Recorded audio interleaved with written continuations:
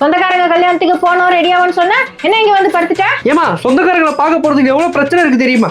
சொந்தக்காரங்களை பாக்கத்துல என்னடா உனக்கு பிரச்சனை இருக்கு? நீ வந்து இங்க உட்காரு, நான் சொல்றேன். நம்ம கல்யாண மண்டபத்துக்குள்ள போவோம். ஆமா போவோம். அங்க சொந்தக்காரங்க எல்லாருமே வரிசையா நின்று வாங்கப்பா எல்லாம் நல்லா இருக்கீங்களான்னு கேட்பாங்க. எனக்கு என்ன சொல்றதுன்னு தெரியாது. நல்லா இருக்குன்னு சொல்லு. அதே நான் சொல்ல தெரியும். எனக்கு அவர் என்ன முறணும் தெரியுது, அவரோட பேரும் தெரியுது. இப்ப நான் அவர் மாமான்னு கூப்பிடுறதா, சித்தப்பாவா, பெரியப்பாவா என்னென்ன குழம்பின்னு இருப்பேன். அதுக்குள்ளே வருவாங்க, என்னப்பா பிரகாஷ் நல்லா இருக்கியா?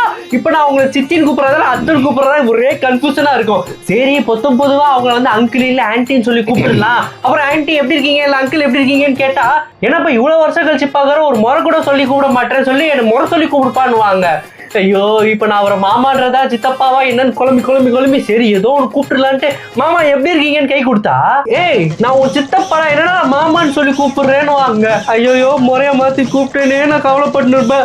அதை வச்சு ஒரு அரை மணி நேரம் டாபிக் போட்டுவாங்க பாரு.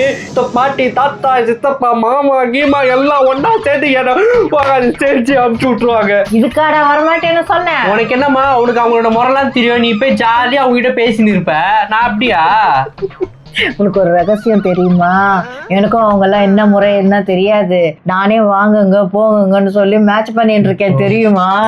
அடிப்பாவி என்ன கெத்தா கெத்து உனக்கு.